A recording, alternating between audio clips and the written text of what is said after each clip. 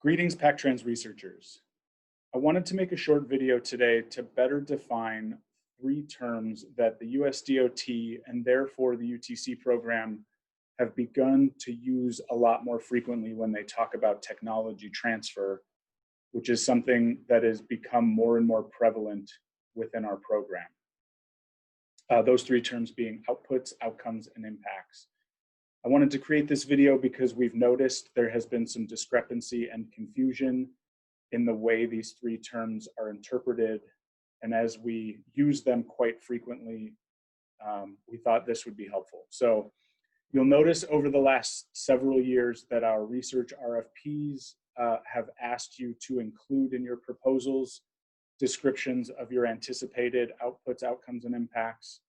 And then the product surveys we ask you to fill out every 6 months also are actually, that survey is structured based around these three concepts.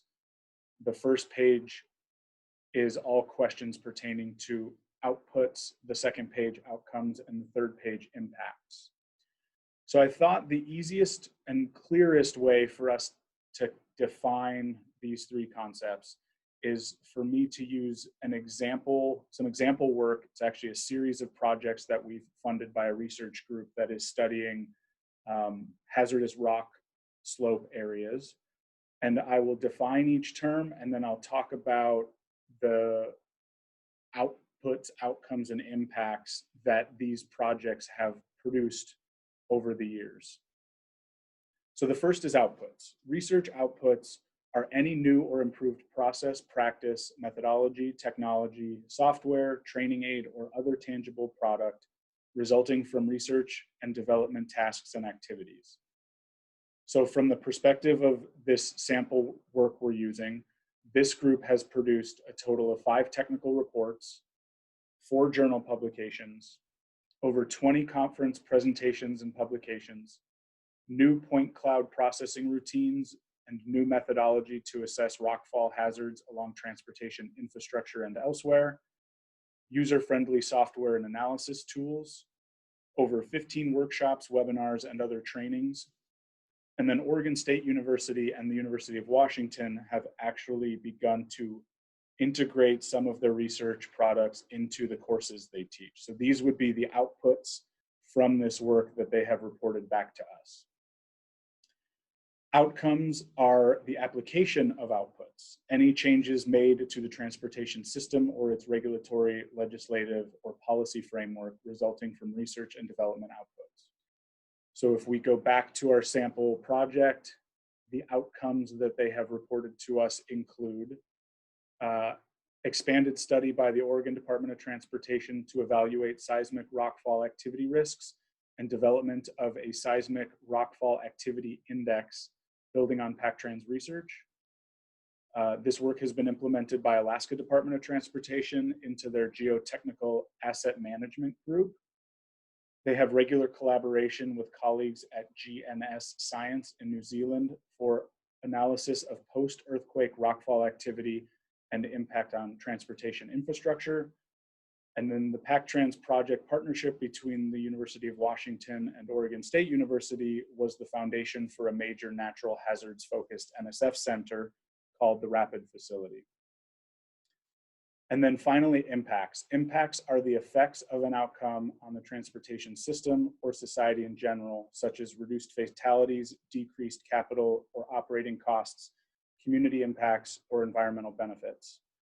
And so because agencies such as ODOT and Alaska DOT have begun implementing parts of these new methods and indexes and software, they can better assess the risk of rockfall on these critical slopes, which then increases and improves transportation safety on transportation infrastructure that is directly adjacent to these rock slopes.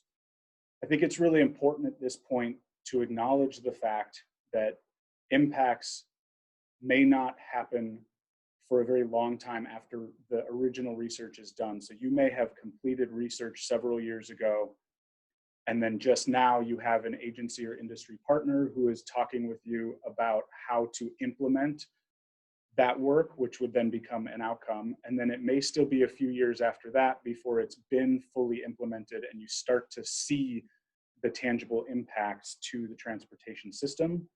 And so we want to acknowledge that, but we also need to recognize that our funding comes from USDOT, which before ultimately comes from Congress. And Congress is always asking themselves, what are we getting for the tax dollar investment that we made in this program? And so USDOT regularly emphasizes to us that these impacts are really the most meaningful story that we can tell about how our program is influencing the transportation system. So the impacts are incredibly important. The other thing I want to acknowledge here is that of these three concepts, the only one that you as a researcher have direct control over is the outputs. Outcomes require an industry or agency partner to come along and say, we want to implement this. And I will also say that most academic researchers tend to be very focused on the academic outputs. So things like technical reports, journal articles, conference presentations, seminars, things of that nature. But those outputs have they're further away from implementation than something like a web tool. And so I also want to point out that PacTrans offers supplemental funding that we call Success Story Technology Transfer Funding. We put an RFP out for this once a year. And this is a way for us to give researchers a little bit of extra funding to take their meaningful research results and develop outputs that are less geared toward academics and more geared toward practice.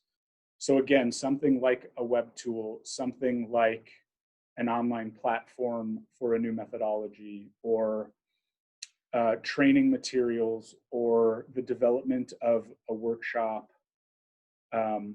There are a lot of other really great applications for this funding, but we recognize that in order for us to see outcomes and therefore impacts happen as a result of our research, we need to invest a little bit more in our researchers to encourage them not just to produce those academic outputs, but also the ones that are a little bit more useful to practice. I really hope that this video has been helpful. I hope it has clarified any confusion about these three concepts as you're approaching writing proposals for PacTrans RFPs, and as you're filling out your semi-annual product surveys. I think it'll be really helpful if we're all on the same page about what these three concepts mean from USDOT's perspective, and that we speak to them with clarity. If you have any questions on the subject, please email us at pactrans@uw.edu. And I would also encourage you to share this video with any colleagues who you know do PacTrans work and who might benefit from the contents of this video. Thank you very much and have a great day.